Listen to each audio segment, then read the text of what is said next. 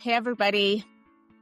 I'm Stephanie Wilson, as you know, and this is Freedom Over Fascism Live. And today I'll be talking to Dr. Deborah Shushan, who I talked with a couple weeks ago, and you all probably know. She's a Middle East and U.S.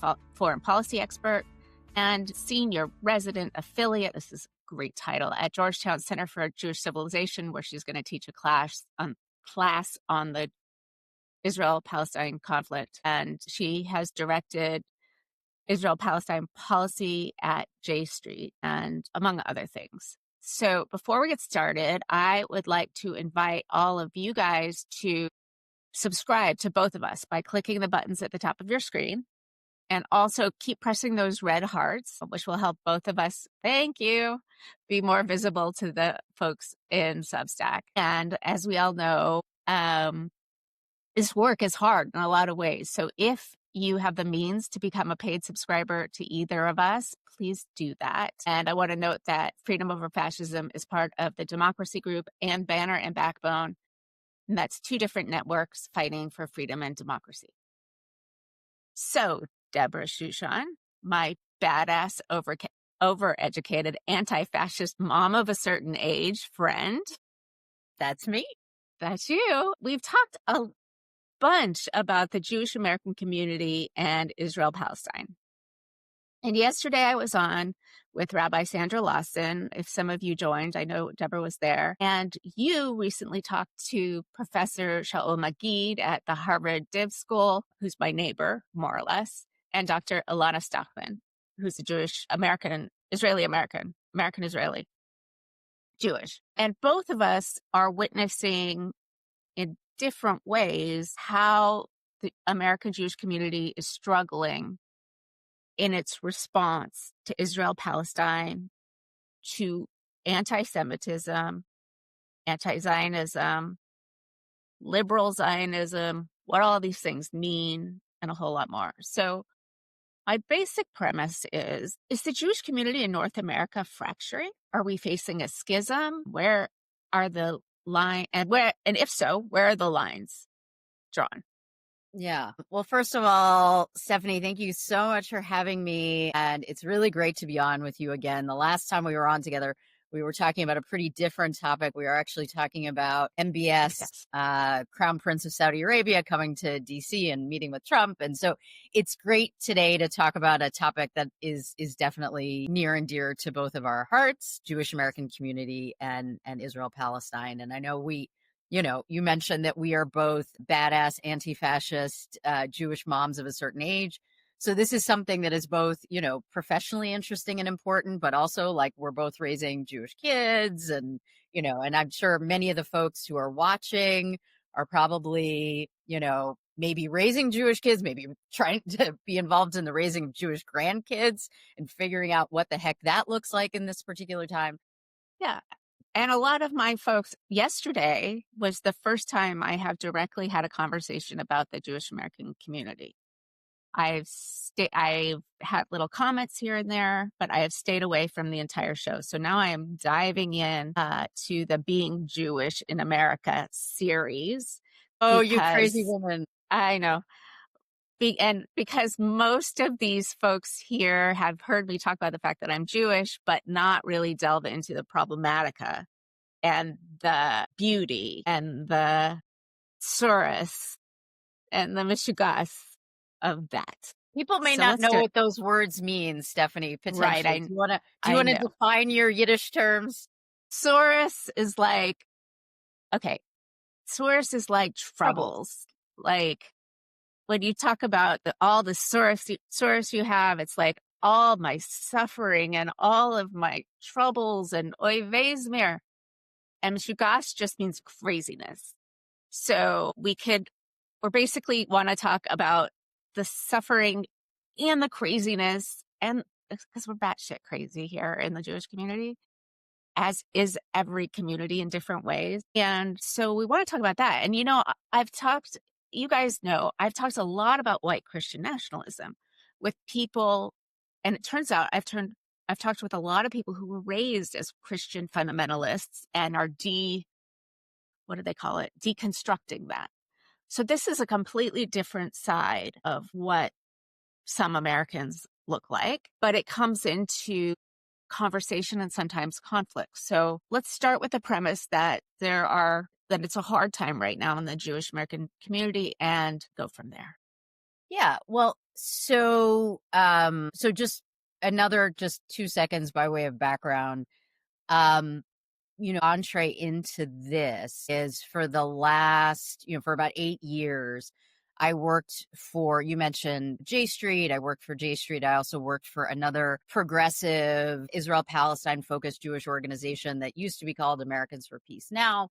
And so, even though I'm a political scientist focusing on international relations of the Middle East by training, really like had my trial by fire on the Jewish community and where we stand on Israel-Palestine, being involved with a couple of organizations that advocate for changes in U.S. foreign policy in a more toward a more progressive positioning than U.S. foreign policy has had historically, and certainly in recent decades. So having said that, think the, Jewish community was never united on this issue. The Jewish community has never been united on any issue since the beginning of time. Exactly. I mean, that's part of the character of being a Jewish community. No, that's exactly right. I would say, having said that since October 7th, so we're talking about the past, 2 years and change, it has been a very difficult time within the Jewish community. And from my standpoint, and when October 7th happened, I was at J Street and I had been at J Street prior to that. We have an ultra right wing regime in Israel that's been in power, that came to power at the very, very end of 2022. And so there was an interesting dynamic that was happening after the Netanyahu government came to power, but before October 7th. I'm sure will recall, and others will, on this call will probably recall as well, but maybe not everyone. That was a period where the Netanyahu government was trying to pursue what they referred to as judicial reform. Others called a judicial overhaul or a judicial coup. And this was a period where, there were incredibly impressively large crowds every week, mass mobilization every of Motzei Israel. Shabbat, after the close of Shabbat on Saturday night in Tel Aviv and cities throughout Israel protesting for Israeli democracy. And that created a really interesting moment in the Jewish community where it became maybe a little bit more clear to folks that there were multiple ways of supporting Israel. I mean, that had been clear to many of us for a very long time.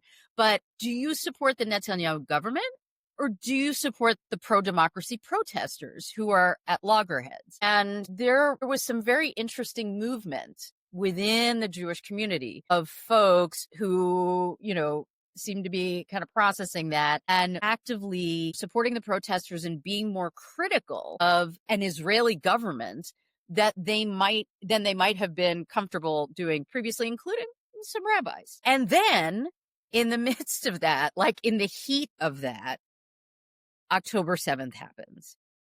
Incredible crisis, obviously, within the Jewish community, in terms of this, horrific attack on Israel, 1,200 deaths, 1,200 people killed, 250 or so were kidnapped to Gaza, and a moment in which you have unity within much of the Jewish community. I won't say all, but much of the Jewish community really comes together around the cause of the hostages. But that kind of begins to unravel pretty quickly in terms of the response that we saw from the Netanyahu government, which very, very quickly turns into what anyone who's being honest would admit were war crimes and atrocities. And ultimately, obviously, you have human rights and other organizations all over the place who have indicated that it's genocide, right? And so this has really, really caused deep ruptures within the Jewish American community. They're not new. This is hardening some of the divisions that you'd already had between Zionists and anti-Zionists, between Zionists of different sort of stripes, folks who are kind of caught in the middle and which way do you go? Um, and all of that, I mean, just kind of all of that for me, which was clearly in progress after October 7th over the past, 2+ years, took another turn around the election of Zohran Mamdani in New York, which became incredibly contentious, particularly just in the few weeks right before that election, when you start to have prominent New York rabbis coming out. There were dueling rabbi letters all around Mamdani's election. And this, really fascinating question of whether a young man, Zohran Mamdani, now he's in his 30s, but he's young for you and me, Stephanie. Yeah. Well, yes. Who had a, unquestionable history of devotion to the Palestinian cause, and has been an committed anti-Zionist for many years. What would that mean if he were to be elected the mayor, the largest Jewish city in the United States, sort of the epicenter of American Jewry? Well, it's the largest probably I don't know the exact numbers, but my guess is it's the largest Jewish city in the world. I don't know if Tel Aviv or Jerusalem. If the largest is Tel Aviv, I don't know, but it's pretty.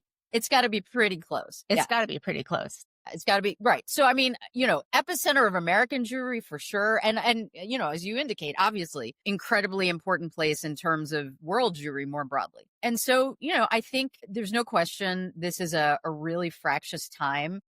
You mentioned that I spoke to Shaul Magid recently. His thesis, as someone who interestingly has studied Jewish history over the millennia, is that this is a moment of schism among Jews that could parallel, the schism between Hasidim and Mitnagdim. And he gives a lot of other examples that I'm not at all qualified to talk about. But, a historic moment of schism within the community. And, and he, as a religious studies scholar, which I am not, and I take it you're not either, clarifies that schism means, I would use the term more loosely, right? But he's clear that schism actually means a situation in which you have a fracture in the Jewish community that is so serious that, you have different groups that won't even associate with each other, that won't participate in the same institutions. So synagogues would have to choose one side or the other, specifically over the question of Israel, that the divide would be so serious. His thesis is that we're not quite there yet, but that this schism is well on its way to erupting into a full-scale schism. So one of the things we talked about yesterday with Rabbi Sandra is that in all of this, we have to be able to hold a lot of truth in our heads at the same time. And those truths might seem to be mutually exclusive, but aren't. And that's a question of narrative. That is my bailiwick. How do we understand the past, knowing that lots of events are remembered differently by different groups of people? That seems like it would be kind of basic, but the general narrative of how Israel came into being, the entire Zionist movement, and Israel as a group, as a state of Jews, and there's truth in, Israel has been embattled. Israel has also occupied the West Bank and Gaza since 1967. Those are two, and after 1948, or in 48, expelled a lot of Palestinians. Those are two kinds of truths that are both true, but are at odds. So I think one of the things that I think a lot of people have trouble with is acknowledging the narrative that you've always known, Mm-hmm. is not the understanding of history that others have. Sure. but also that they can both be right. And the other thing is that since well before the foundation of Israel, American Jewry has been deliberately conflated by American Jews with the state of Israel through, all sorts of teen tours that go to Israel and birthright and having Israeli content in synagogues.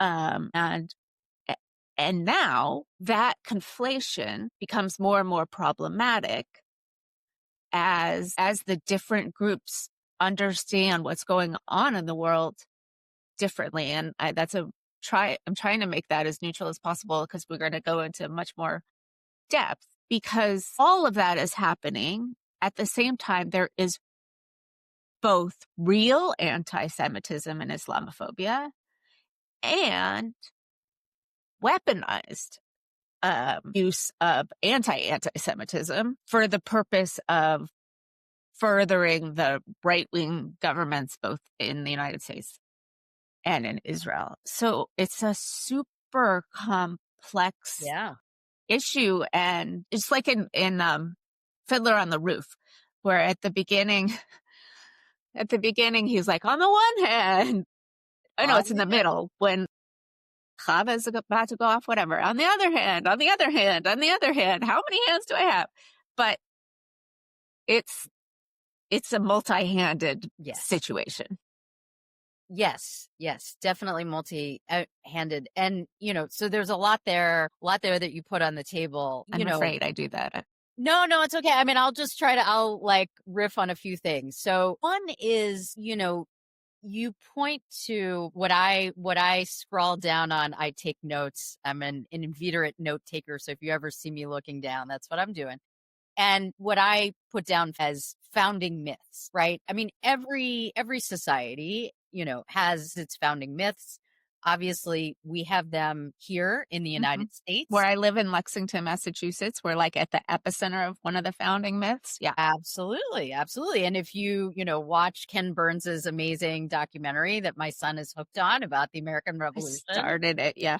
You get to like interrogate some of those really important foundational myths. Similarly, Israel has its foundational myths too, as every society does. Right. And I just want to, before you go on, make the distinction between a founding myth being a story that binds a group of people together with a common origin, and the idea of myth as in falsehood, like myth versus fact. So we're talking about the story that binds a group together with a common origin. Right. And, and there is typically in those founding myths, there is some truth and some less truth. Right. And so, I mean, one of the things I think that's interesting is that I don't want to give Israelis too much credit or spread it around, too evenly across Israelis, but there are some Israelis for sure who have been better about kind of debunking the not so accurate parts of Israel's founding myths than Jewish Americans and probably Jews throughout the diaspora beyond just the U.S. have, right? Right. I mean, it's been interrogated by a lot of scholars. Absolutely. But not necessarily that many people who are just like out there living their lives and consuming the narrative. That's just some. Absolutely. Which is why I don't want to say, everybody, all Israelis do. No, I mean, I don't want to overstate the case by any means. But the folks who really first started to interrogate some of those, myths about what the founding of Israel looked like, in terms of Palestinians leaving in mass numbers, and the idea that those Palestinians just kind of were encouraged to leave by their leadership, and they did so voluntarily. And it wasn't that, the pre-state militias were doing anything that was problematic. I mean, it was actually Israeli revisionist historians who, including actually one of my professors when I was at Oxford, Avi Shleim, who's quite famous, who, went and dug into the archives in Jerusalem and I hate to tell you folks, that's not exactly what happened, right? Whereas, here in the United States, facts can be extraordinary. Facts like, for example, the fact that 750 Palestinians were expelled in 1948 in a war that was both for the establishment of a state for a people who had just suffered a horrific genocide in which 6 million people, obviously that is true. And there was a lot of reason to want a Jewish state to be, or at least a national homeland in which Jews could be safe. There was a lot of reason to want that. And at the same time, it was founded on war crimes and ethnic cleansing. Like, these things, there are people, maybe not your audience, Stephanie, but there are certainly people who will hear what I'm saying and their brains will explode, right? But you're absolutely right about the necessity of grappling, right, with founding myths and with, contentious narratives and kind of interrogate. My husband and I talk about this. So maybe, like the fact that when he was growing up and going to Hebrew school in a Reform shul, they would basically teach the kids that the Palestinians weren't a thing. Like they weren't a people. They were fake. They were made up. Golda Meir, former Israeli prime minister, said as much, right? There's no such thing as Palestinians, but also they never fail to make a mistake when they have an opportunity, even though they don't actually exist. Right. They never miss an opportunity to miss an opportunity, to quote her more precisely. So this is and let me add to this for a moment, right? We're at a moment where a lot of the kids who were, who are now, I don't know what it makes it, like millennials or whatever, who were raised with that kind of uncritical view of Israel and, diminution of the Palestinian people, dismissal of the Palestinian people, and, anything about, their cause, grew up and into a world in which, they had access to expanded information and recognized that the myths that they were taught, we're talking about a lot of kids who grew up, going to either Jewish day schools or, public schools with, going to Hebrew school on the weekends and during the week, et cetera, had bar and bat mitzvahs and all of that, at some point began to feel betrayed and like they hadn't been told the full story. And this Jewish community that raised them with these wonderful liberal social justice values had lied to them.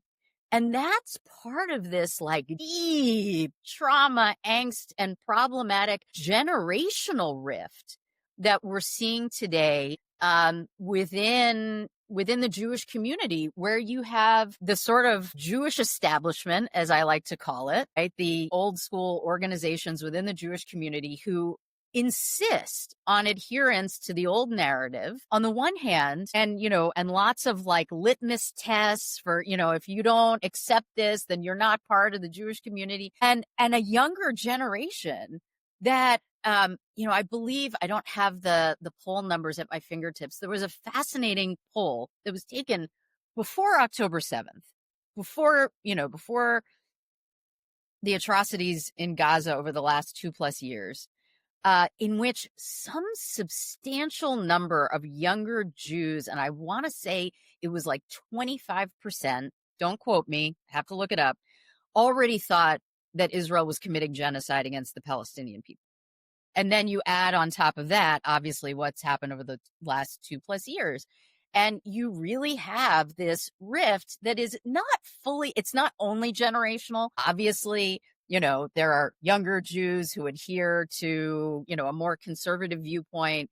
And there are some, older Jews. I loved my favorite part of conversation that I had with Shaul, who we've mentioned, was the part where he mentioned that, his 87-year-old mother told him she was voting for Mamdani. So, obviously it's not strictly generational, but it is substantially generational.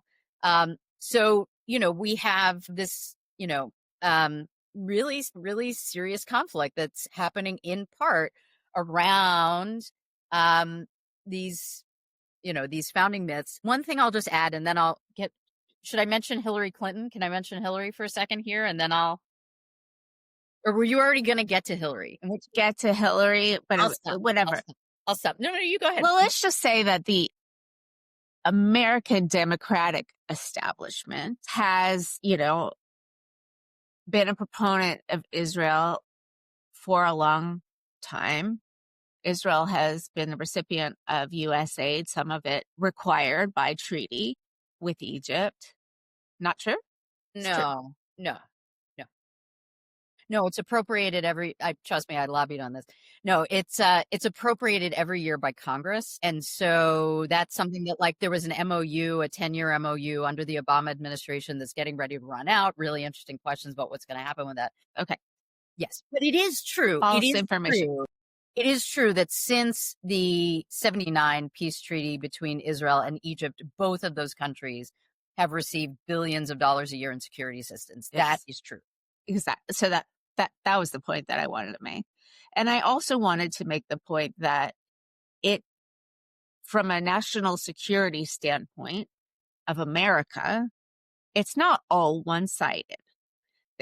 America gave Israel lots of aid, and Israel gave America things like intelligence, purchasing of arms systems, lots of things that were important to the United States as well. It wasn't just a one-sided arrangement.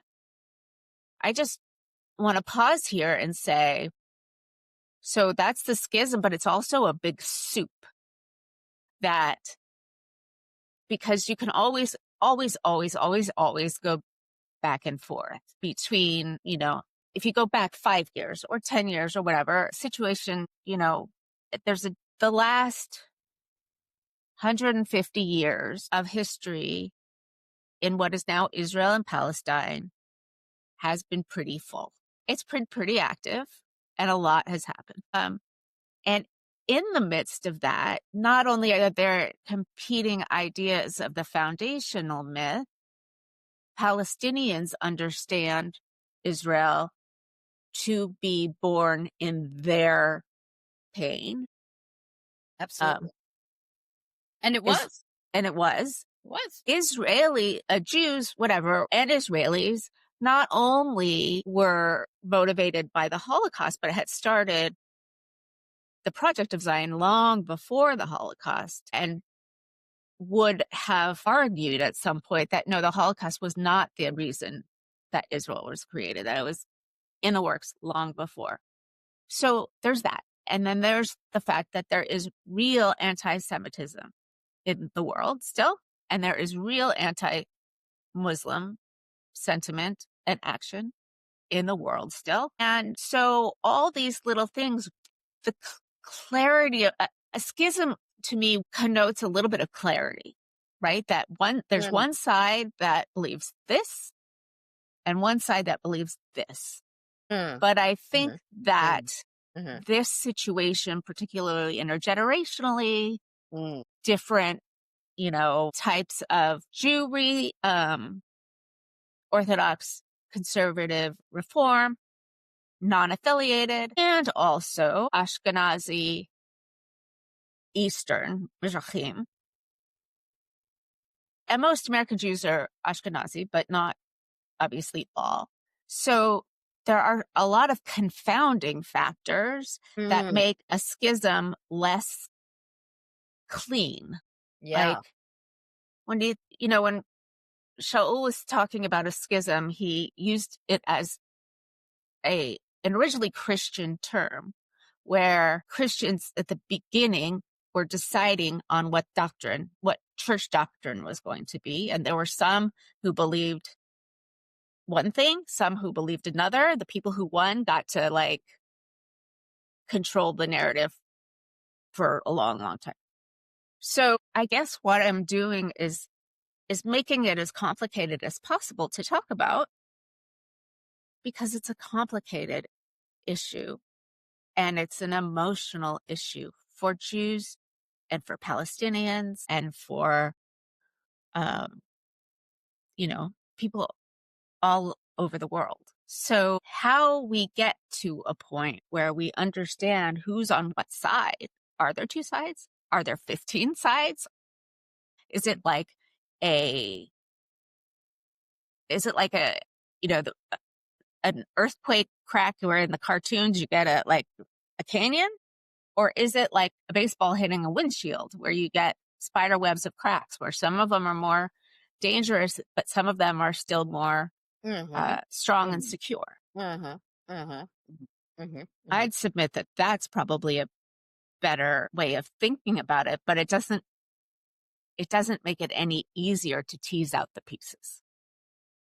Yes. So I mean, I think you raise a really good point about, the messiness of all of this for sure around lots of different axes. And you listed out some of those. The argument, the argument that Shaul makes, and obviously he can make it a lot better than I'll encapsulate it. But, in a nutshell, the argument that he makes is that he really does see it as two sides of a schism, right, around Israel, basically, either pro-Israel with that as like a center of your Judaism, right? And people who just don't accept that, have fundamental issues with the nature of the state, don't want that to be a foundational element of their Judaism. And I don't know exactly, how he would define that, where that line comes in. But when I asked him about it, because it's interesting, like the organizations that I worked for would probably be considered within the center, right? I mean, the liberal Zionist, right? So not, full on, no criticism, sort of Zionism on one side or anti-Zionist on the other side, not either one of those, but, folks who profoundly care about the state of Israel, feel attached to it, and are also very critical of it and anti-occupation and, extremely critical of the ways, even again, before October 7th, what Israel was doing to the Palestinian people. So ask Shaul, like, okay, what, if we have this schism, like what happens to that, connected, conflicted middle that Josh Leifer has recently kind of, crystallized some thinking around in writing in Haaretz. And his answer was basically like, it's not going to be possible.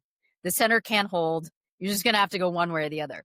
And so one thing that I've been following a little bit that I think is really interesting is what happens in cases where there really is a stark choice. And that's in part what makes the whole Mamdani thing so interesting, right? This is a case for, obviously you and I are not New Yorkers, so we didn't vote in the election, but for New York Jews who were voting in the election, right, they had a choice between candidates who are obviously, running on different platforms and, that weren't related to Israel. I mean, obviously, let's be clear, like Mamdani was running on an affordability platform that, and whatever, but he's running against Andrew Cuomo. And you have a choice. Those Jews, had a choice between, again, a guy with a long record of commitment to the Palestinian cause and saying things that would make even liberal Zionists very uncomfortable, right? And standing and embracing BDS, right? So that's on the one side. Can you explain what BDS is? Thank you. Yes. Boycott, divestment, sanctions. So basically it's a movement, as many folks will know already, but it's a movement that seeks to fundamentally change the nature of the conflict and the power imbalance between Israel and the Palestinians through using nonviolent means of boycotting, divesting from, Israeli businesses and bonds and things like that, and sanctioning the state of Israel. And that is something that, the vast majority of the Jewish community has been opposed to, both, those who are uncritically pro-Israel, but also, most liberal Zionists have been opposed to BDS as well. So, okay, so you have Mamdani on one side, right? And you have Andrew Cuomo on the other side, who is just, really just totally uncritically, he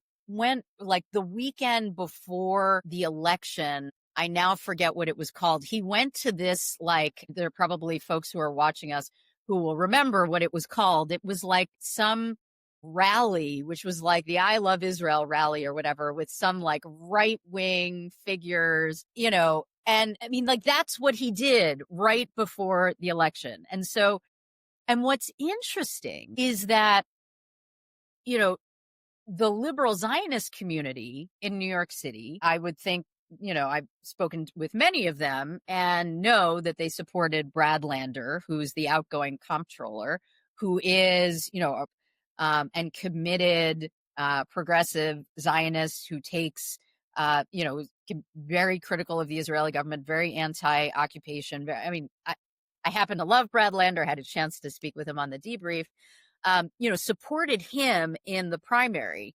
But then, when he lost the primary and he had that cross endorsement with Mamdani, in the waning weeks of the primary, I mean, that was really fascinating, right? You have this anti-Zionist and a liberal Zionist, again, in an election that should not have been principally about Israel, but for some people it was. And so that, I think, did help a number of folks who are kind of in the middle and on the fence and not totally comfortable with Mamdani decide. And also, just the fact that Cuomo is horrific and serial, harasser of women, right? I mean, the choice on the other side was horrible, right? And decide to vote for Mamdani, right? Even when you had folks like, and he is a very interesting figure to me in all of this, Rabbi Elliot Cosgrove of the Park Avenue Synagogue, who gets up and gives a sermon, this Saturday right before the election, and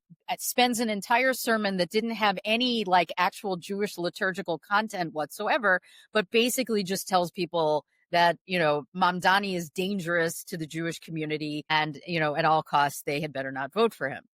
Right. So you have that. Right. And the interesting dynamic in which, a lot of liberal Zionists were able to reconcile themselves to vote for Mamdani. So that's like one interesting data point. And I just want to suggest, since I've just mentioned Elliot Cosgrove, that we now maybe are seeing another interesting development, because some folks here I know who follow this inside baseball Jewish stuff all too closely, as I admittedly do. Elliot Cosgrove just gave another speech a few days ago to a gathering of the American Zionist movement. And he said some things that really surprised a lot of people, that would have pissed off a lot of folks who were very happy with his pre-election speech against Mamdani, in which he said, to the Zionist movement, we have to take a hard look at certain things. And we need to realize that people who are coming from a place of love for Israel and are staunchly critical of things that the Israeli government is doing, including to the Palestinians, should be within the tent. And that was very interesting, because to me, like, that was speaking exactly to those liberal Zionists who didn't listen to him before the election and went with Mamdani. And now he's kind of trying to pull them back, but he's only willing to go so far, because to me, it's pretty clear, and I'd love to talk with him about this, that he still leaves, anti-Zionists outside the tent. So again, so it's kind of like back to the question about whether there's a schism and are there two sides, and where, like, if there is going to be a schism, there's a question of which way that center, the liberal Zionist center, which way it's going to go. And I'm starting to see it pulled in different directions, which is very interesting to me, because that obviously is the community that I've been a part of. So I don't know. I mean, could it be narrowed down to just two sides? I don't know, but it's very interesting to see, where exactly that line would be drawn. And I think that's not clear yet. As I recall, and you obviously were much more involved in this conversation, he basically said the liberal Zionists think that a democratic Israel can be salvaged if lots and stuff have changed within Israeli government, if there's a different kind of government and a different kind of policy and better, some sort of agreement between Palestinian and Jewish Israelis and the anti-Zionist who thinks it's not salvageable at all. So when you say he, did you mean Magid. I meant Shaul Shaul. Magid. Okay, got it. Which I think is very interesting language because is it salvageable? One, it says, should it be salvageable? I mean, should it be salvaged? Yeah. Or it's kind of like what we're talking about with the United States, where they are in a place of such disaggregation. A lot of us wonder, can America as it was be salvaged, or does there need to be something completely different? No, so great. That's another way to the conversation. Yeah. And I wanted to ask you, one other thing I wanted to bring in, because we only have a few minutes left, is... Oh my God, how did that happen? Right. I know, we can do this again. It's those professional Jewish community, you called it the establishment, which it is, has in their way of speaking about this, and I'm gonna bring this down a couple layers to Jewish high school, that pluralistic high school that my kid goes to, where they have found a way somehow to excise Palestinians from every conversation about Israel. Talk about Saudi Arabia, talk about that happens Gaza, whatever, but like not talking about Palestinians. And the question that's coming closely in my life is the trip to Israel that this school always takes going to interrogate anything enough to make it a trip with integrity? And so I think this is a piece, and this is where we could talk about Hillary Clinton, where a lot of people in the establishment are managing to talk about the crisis of Israel-Palestine without acknowledging the catastrophe of the Palestinians, not just in Gaza, but also in the West Bank. And we all saw the Sarah Hurwitz's talk about how it's the young generation watching TikTok that it's made anti-Israel because of TikTok. And she actually said something slightly, I think she did say that, but she added a piece as well that really, she added a piece about Holocaust education. That, set people off with good reason. Yes.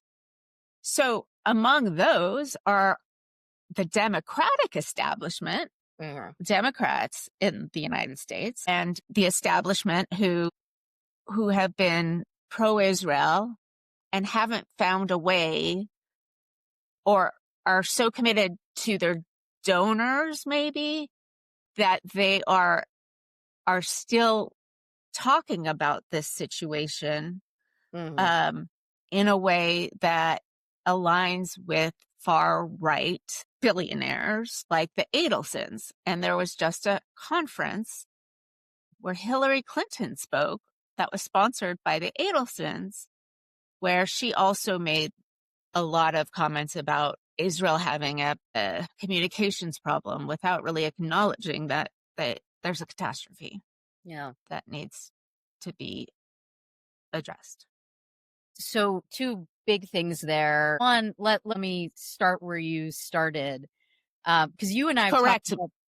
Sorry? And correct me where I've totally gone off the rails. No, you haven't gotten anything wrong. No. So first, one thing I just want to say that's very cool is that Stephanie and I really met through Substack as fellow, badass, overeducated Jewish moms of a certain age. Don't forget anti-fascist. Who are anti-fascist. Thank you. I forgot. That's also happens at our age, right, Stephanie? Like, woo, you don't remember everything. But anyway, who are doing this work and would, and of course would love everybody's support. And we met through Substack, and we've become friends offline too, which is really cool. And we had a conversation about, you talked to me about the dilemma with, your son who is you have this question about like, do you send him on this trip? And it's not just me. Do I send him? It's his. Do I want to go? Right. And right. Sorry. My kids are younger. Yeah. So at my kids' ages, it's, what my husband and I decide. But right. Your son is like, on the cusp of graduating in high 2 school. weeks. Oh my God. And anyway, so, right. So we're at slightly different places in that regard. Right. But it's really a dilemma. Right. And I mean, I haven't gotten to that point with my kids, and my kids go to public school. So it's, it's different. But, I remember when I was teaching Middle East politics at William and Mary, routinely would have Jewish kids come and say, listen, I'm thinking about going on Birthright. And, I know that Birthright isn't going to offer, the kind of, more objective, grounded view, Israel and Palestine. And, as I've gotten here in your class, and, I'm not really sure what to do. And my advice was like, dude, it's a free trip. It's a free trip, and you are equipped, and you are a thinking person, and, what the hell, like, I mean, obviously in the end, their decision, but like, you have my blessing. If you decide that you want to do it, like, go ahead and do it. Even though I have real issues with Birthright. If you had the internal discussion with yourself, or maybe even external with other people, like if I were designing a trip, here's how I would do it. Right. They need to talk to this person and that person. They need to go here. They need to go there. They need, Right. No, obviously we would do it fundamentally differently, but it's hard. You're in a tough, and what I would say is this, like the question that you posed is it going to be a trip with integrity? I believe were the words that you used. Look, based on, I'm not at your son's school. I only know what you tell me. And what you tell me is that thus far, they've managed to go through years now, including the last 2 years since October 7th, like without mentioning Palestinians. So my assumption is that no, this is not going to be a trip with integrity. I would be very surprised if it were. And then you need to make a decision from there. I mean, fortunately, he has brilliant parents. I'm sure he's a super smart kid. And, maybe it's worth it, right? Maybe it's just worth it. And like you do whatever deprogramming you need to do. But, it's tough. I think there was an article, I don't remember where it was. I don't know. I read things from so many different places, where a liberal Zionist, wasn't even a liberal Zionist. Maybe it was a Sarah Hurwitz. How do we get the Jewish young people to love Israel? One of the side questions is, why would you want to? Right? And that wasn't a Zionist, clearly.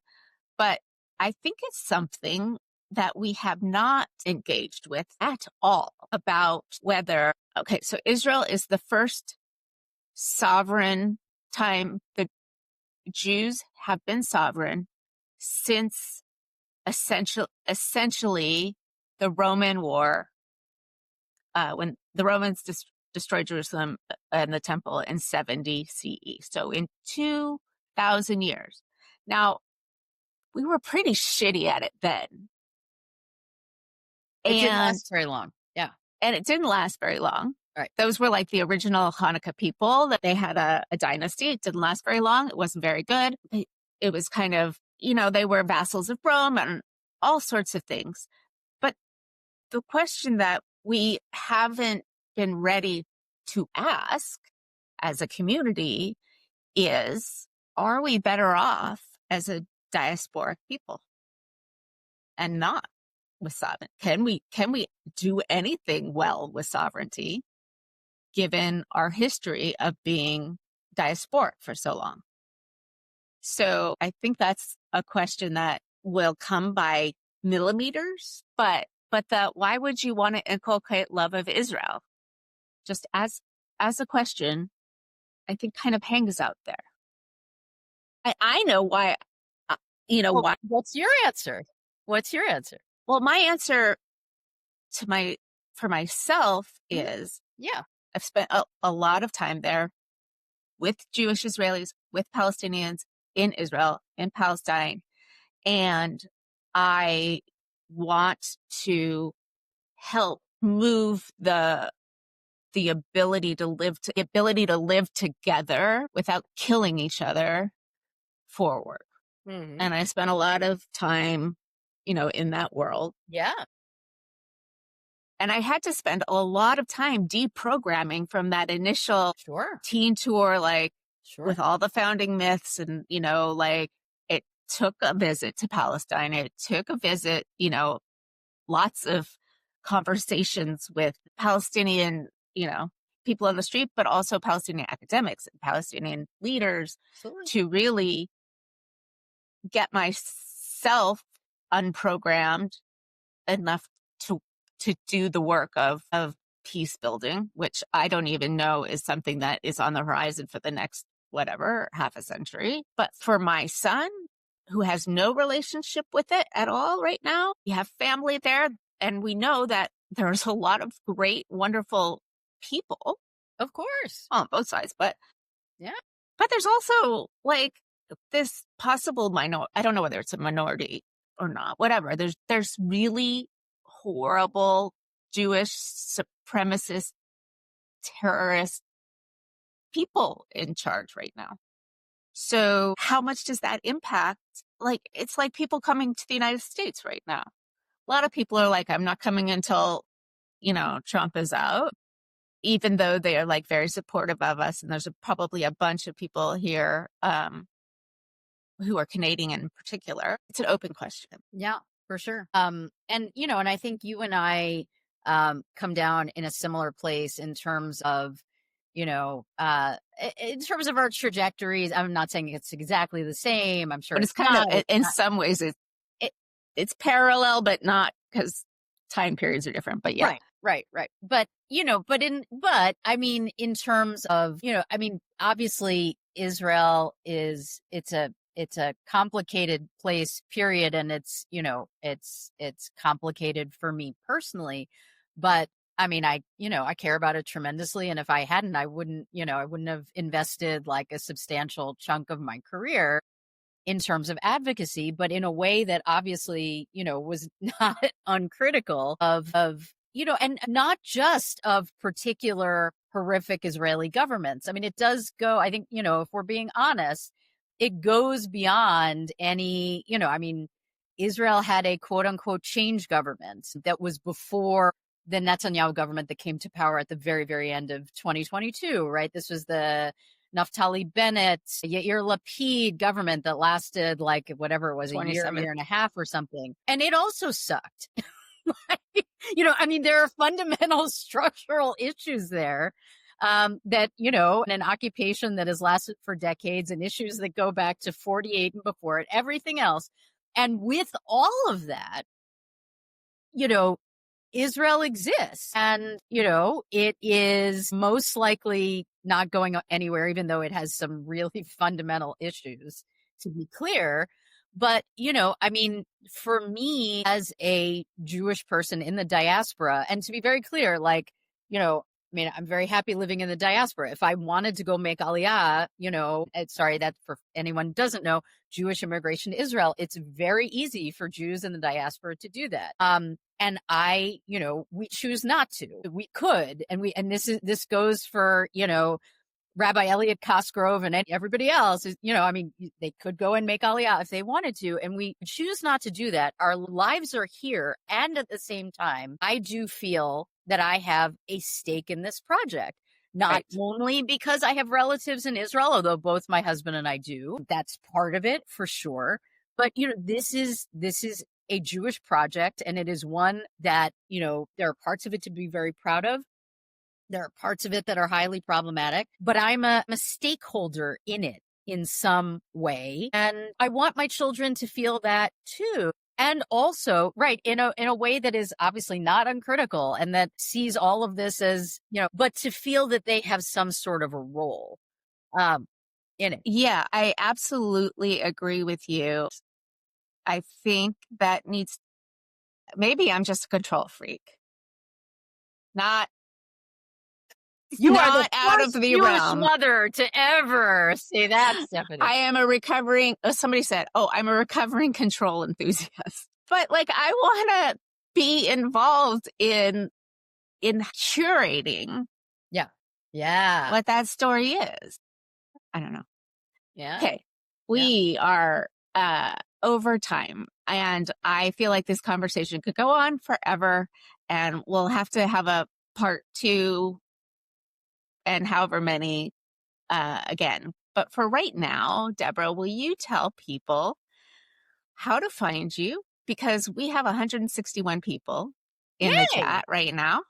Amazing. And how to find you and to sell yourself. That's quite a way to put it. Well, thank you so much. So I have a Substack that is still relatively new. It's about 5 months old. It's called The Debrief with Deborah Shushan. Sometimes I publish commentary. I do a lot of live Substack conversations like the one that Stephanie and I are doing right now. And it's basically how I would describe it is kind of all things at the intersection having to do with at least one or more of things like Israel-Palestine, the Jewish American community, U.S. foreign policy, democracy versus authoritarianism. I'm forgetting something else. Anti-Semitism often, because that plays into all of this, which you raised, but obviously there's much more to be said about all of that. And so that's what I'm doing over at the Debrief. And if that stuff sounds interesting, I hope folks will come and check it out and subscribe. I hope you do. She's talked a lot also with Waj Ali, and which I really want to do as well.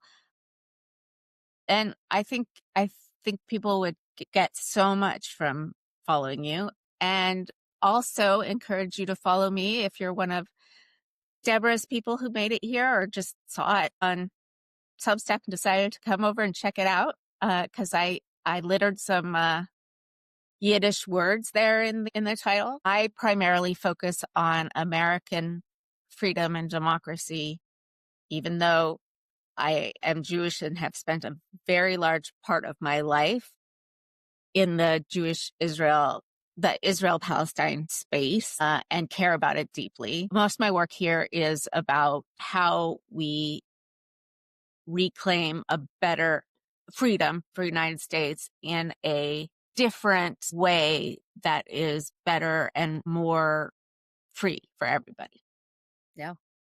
Yeah. So folks absolutely should also subscribe to Stephanie if they're my folks. And I would just like last 2 cents is that, these things are, I think we're all seeing, all of us here in the United States, even if you're only interested in domestic political dynamics and democracy versus authoritarianism and fascism. Well, Ellen talked about the upcoming primary between Ellen Bender, between Dan Goldman and Brad Lander. And Brad Lander.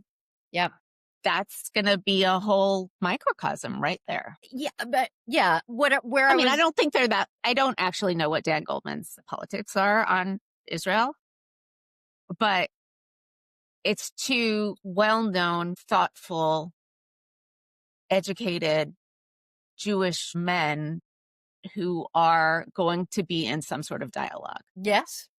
It'll be interesting. But what I wanted to get at is that this issue, unfortunately, Israel-Palestine, anti-Semitism, has played under the Trump administration, such an important role because they have used, as you stated at some point, the weaponization of the fight against anti-Semitism, against free speech and American democracy, that these issues really come together. It's important to grapple with them, I think, together. Thank you so much, Deborah. We'll have to do this again. And thank you all for coming. And I'll see you next time on Freedom Over Fascism. Thanks. Bye.